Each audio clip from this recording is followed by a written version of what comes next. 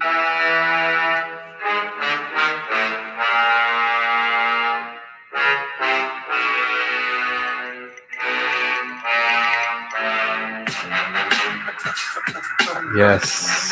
sir. Welcome. One and all, welcome. This is rapping hour from me and Brandon. We're gonna just rap for the next hour, just straight. No beat either. I'm not gonna make a beat. Brandon's not gonna make a beat. We're just gonna go clean in, man. How terrible would that be? I would turn me off so quick. There's no way it wouldn't go viral. That's all I'm saying. In the worst way, like, do these two autistic fucks know what's going on? Well, folks, I'm sipping on some June Shine drank up in here. Brandon just came back from Canada, so let's have him have the floor real quick. Brandon, how was the trip? How was your time? Did you have fun, mate? Trip was amazing. I had a great time. Good food, good people, fun times. It was all around good experience. Gonna be doing it again, so soon at some point. Folks, this guy's he pretty much is gonna get a visa. He's gonna work part-time out there. He's gonna live part-time out there. We might lose Brandon to the Canadian government. Not Internet just is everywhere, bro. You'll never lose me. No, we might lose him. He might lose the American blood quickly here, folks. Things can happen quick in life. I'll tell you that much. But as long as we still have Brandon here and he's still a connection away, he'll continue to show up and do this podcast with me. Amen, brother. Amen. All right. Let's get into it. Say with your chest. Brandon, I'm going to start first since I've given you the floor past couple times. I'm going to share the screen real quick. What I have to talk about today is just the legacy of what we like to call a big three. The last time a big three was really a big three was the Heatles. The Heat, when LeBron took his talents to South Beach, paired up with Chris Bosh, Dwayne Wade, and everywhere those motherfuckers went, there was a true circus.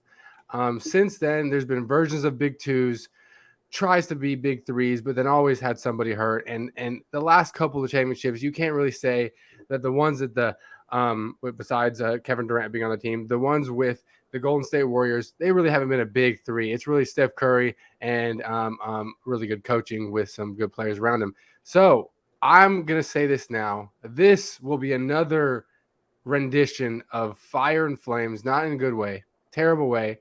This big 3-2, there's not enough ball to go around. Before we jumped on here, Brandon was saying that Kyrie Irving's met with somebody. If that happens, you might as well tear up any betting slip you have with the Phoenix Suns, because we know Kyrie Irving will go on Ramadan fast for way too long and no longer be usable in a game. Bradley Beal hasn't seen the other side of Washington, D.C. since his birth. I think he came out of the womb in Washington. He's been there since his beginning. So let's see how he does in Phoenix. But Kevin Durant seems to just pop around wherever he finds the next best thing. So I see no heart. I see no grit. And I see another big three that will go down in flames. Mark my words. RIP to the Phoenix Suns in your third rendition here of trying to have a big three. It's over. I'm sorry, DeAndre Ayton. You're just going to be catching rebounds and chucking the ball out to three-point land for one of these motherfuckers. That's all I got to say today. I'll tell you. I couldn't agree more. I think they need, I don't know, it's just like a lot of people who want the ball in their hands are just like scorers. Like KD and Beal and Booker, all their games, what they're best at is pure scorers. Pure scoring. Not even pick and rolls, like just pure scoring. Yeah, and you have like KD, who, I mean, before he tore his Achilles, would at least play like both ends of the court. I don't know if his defense is as good anymore, but it's like, right.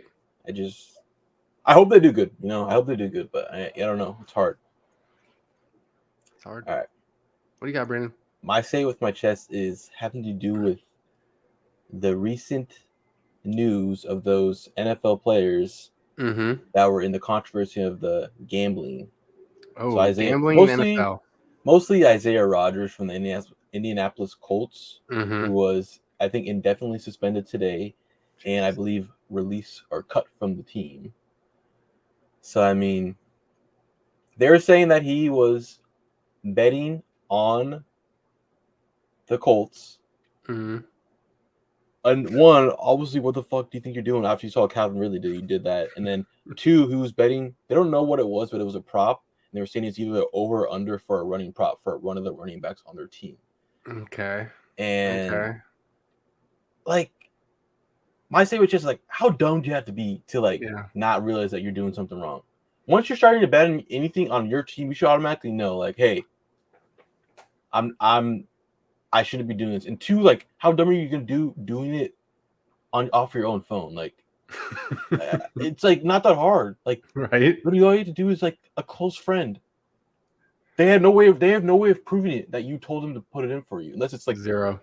Unless you left wrote a letter to them and fucking like let it get caught by the FBI or something. Like, I just don't understand. It's like not that hard to not get caught betting. I'm sure there's so many people in the NFL who are betting, but they're doing it like fucking logical human beings. Right. Like, now after these suspensions, after the Isaiah Rodgers, after the Jameson Williams, after the lineman on the Titans got caught, like, I really hope that I'm not that I hope. If there's another person to get caught, I just fucking throw them in the cell. Like, just fucking, they're so dumb. They don't deserve to fucking even get another chance to play football. It's like, down with them. It's not that difficult, I don't think. Like, to get around like it's not that difficult to not get caught, is what I'm trying to say. So just like, if you want to be like shady and bet against your team, do it the shadiest way and do it through a friend. Don't do it yourself. Phone a friend. Call somebody. Yeah. You would think that a millionaire, maybe not all those guys are millionaires, but they all have hundreds of thousands of dollars. And for God's sakes, 1 or 2 brain cells. Call a friend. Have a family member put in a bet for you. Don't do it through your phone. What are you doing? And definitely don't do it from a team facility, you dummy. Like, what the fuck?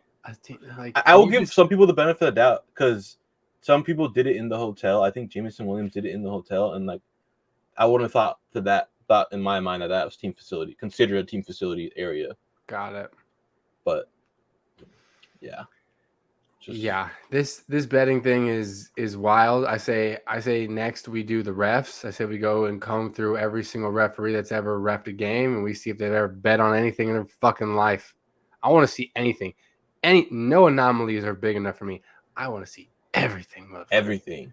Everything. You hear me, Bgilly? I want to comb through your shit like if it was the last thing we did. Like if it was a JFK assassination. I want to see all your shit. All of it.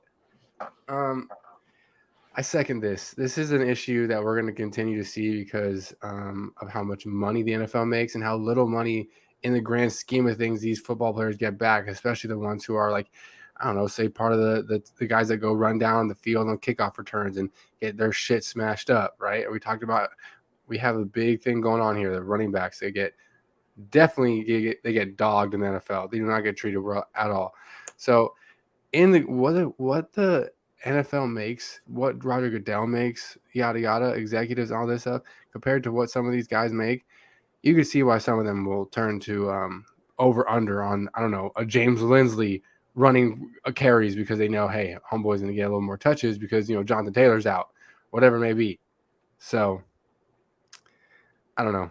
It's gonna be interesting. I love betting, but folks, don't fuck it around and start doing weird shit where I don't know. I guess I can't really stop players doing that. Besides, like you said, throw them in the bunker, throw them in the books, never unlock the key, right? Yeah. Okay. Well, two things to chew on there, folks. We got 70 days till football. 70 days until football. We are not that far out. We'll get there as a unit, as a team. We'll keep rowing the boats. There. Once you see that trailer for Hard Knocks, you know you're getting close. I haven't seen the trailer for Hard Knocks yet, but once I see it, I know I'm getting close. Once I see it, you get a little twinge in the balls. Exactly. Like I want to hit somebody for no good reason. Exactly. Hit somebody. Okay, folks, we'll ride out. We're coming back with what is it? What do we got? NFC North. We're going through the over under. All their win loss total projections, and then we're going through their schedule like we do always. So we'll ride out to this hard shit. Get the fuck up. It's time All right. We'll check in. Peace, peace, peace, peace, peace.